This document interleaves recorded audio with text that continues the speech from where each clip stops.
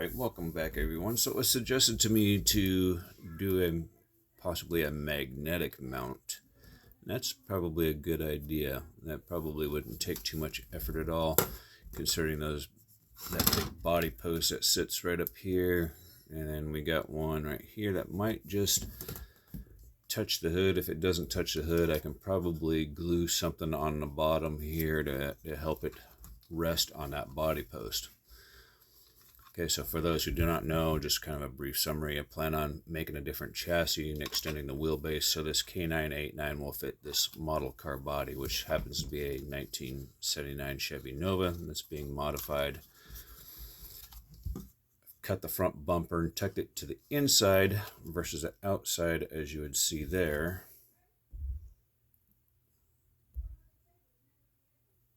Fucking alarm went off. And then now I got to trim this one. I'm going to trim the side so it doesn't protrude out past the back. So it should look pretty sporty. And then I cut a hole in the hood and I open this up in comparison to how it was. As you might be able to tell on the box here, that yellow hood scoop right there, and there's kind of an idea what they think it should look like. It's quite a bit different.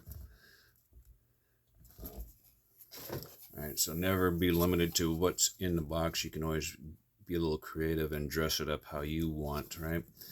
And I got some extra aluminum wheels, but they might look a little goofy in my opinion. I don't know, they're a little small, maybe not. I don't know. They just don't quite fill the wheel arches as well as these do. I think those are just going to look better. I don't like the style of them, but visually they're going to fit better, I think. So we're going to shit can those. But the other method I was thinking about doing here was in the slot car world, when the guys are building custom slot cars, they'll put a side plate on here, or the chassis is made with it. It's got a 90-degree bend on it, and then they got two little pins on each side, and then you simply drop the body over it and kind of stretch it over those pins, and it just kind of sets it in place. And that's how I was originally going to think about doing that. I've also done something similar to the Kyosho Mini Z. It may be hard because it's black, but it's hard to see there, right there. But this is a similar deal where it has to see the light through the front bumper there, where it slides in there. And that's basically very similar to the Kyosho. And then it's got a little tail, this weird shape of a tail. And I just simply, on this custom rear diffuser, made a little notch for that, and where it just kind of tucks up underneath there, and that's a friction fit. And I did something similar with this guy right here, except this is a complete 1/24 scale slot car, but it's basically all original, except for I changed how it mounts on the front.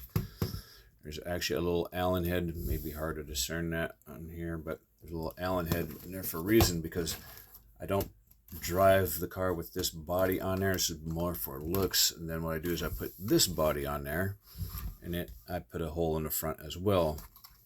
And then it's got a little custom mount on the back where those screws go into, which are these two screws right here and here.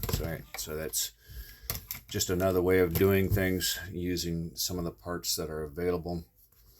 This K989 was a direct fit for this particular body, but I had to use some of the toy. This is a toy grade RC hard body, but I had to use some of the chassis. I cut it up and mounted it to the K989 chassis, and then same on the back side, and then the body gets screwed in through the hole here, and then obviously that one right there.